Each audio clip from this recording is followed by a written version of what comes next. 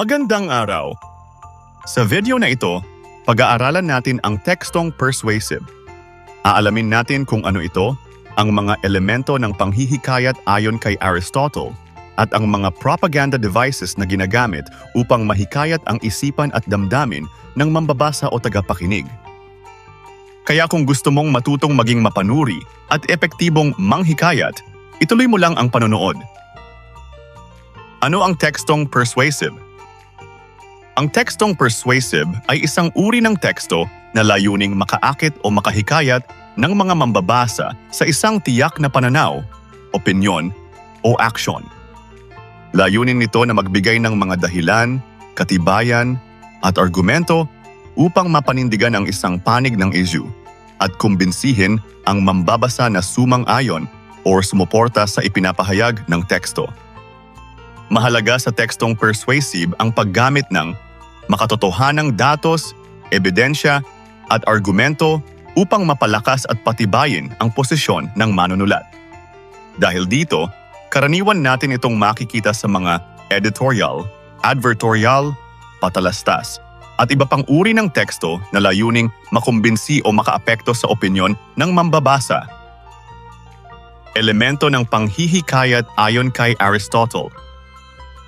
Upang mas maunawaan kung paano gumagana ang panghihikayat, balikan natin ang tatlong mahalagang elemento ayon kay Aristotle, isang pilosopong nagbigay linaw kung paano naaapektuhan ang isipan ng tao.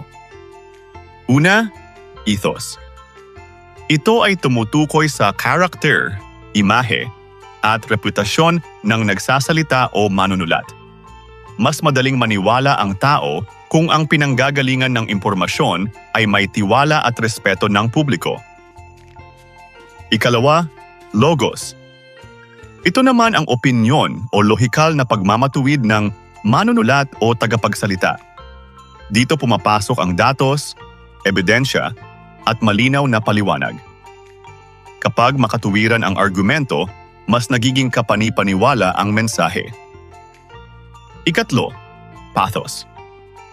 Ito ay ang paggamit ng emosyon ng mambabasa o tagapakinig. Ang damdamin tulad ng awa, galit, pag-asa, o takot ay mabisang kasangkapan upang mahikayat ang mambabasa o tagapakinig. Kapag pinagsama ang ethos, logos, at pathos, mas nagiging makapangyarihan ang isang tekstong persuasive. Propaganda devices. Bukod sa mga elementong ito, may mga technique din na madalas ginagamit sa panghihikayat. Tinatawag itong propaganda devices. Ito ay ang mga sumusunod. Una, name-calling. Ito ay pagbibigay ng hindi magandang puna o taguri upang sirain ang imahe ng isang tao, grupo, o ideya. Ikalawa, glittering generalities. Paggamit ng magaganda at nakakasilaw na pahayag ukol sa isang produkto upang magmukhang perpekto ang isang produkto o panukala, kahit kulang sa detalye. Ikatlo, transfer. Ito naman ang paggamit ng isang sikat na personalidad upang mailipat sa isang produkto o tao ang kasikatan. Ikaapat, testimonial. Ito ang tuwirang pag-endorso sa isang tao o produkto ng isang sikat na personalidad. Ikalima, plain folks.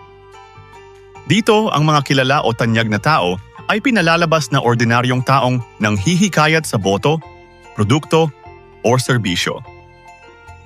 Ika-anim, card stacking. Pagpapakita ng lahat ng magagandang katangian ng produkto, ngunit hindi binabanggit ang hindi magandang katangian nito. At ikapito, bandwagon.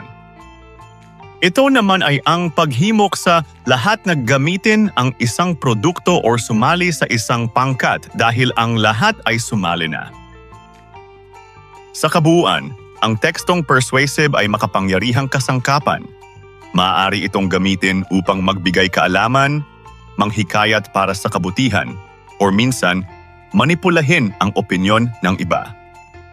Kaya bilang mambabasa at mamamayan, mahalagang maging mapanuri, mapagmatyag, at mapag-isip sa mga mensaheng ating binabasa at napapanood. At dyan nagtatapos ang ating aralin tungkol sa tekstong persuasive. Kung nakatulong sa iyo ang video na ito, huwag kalimutang i-like, mag-subscribe at i-click ang notification bell para lagi kang updated sa mga susunod nating aralin. Hanggang sa muli, maraming salamat sa inyong panonood.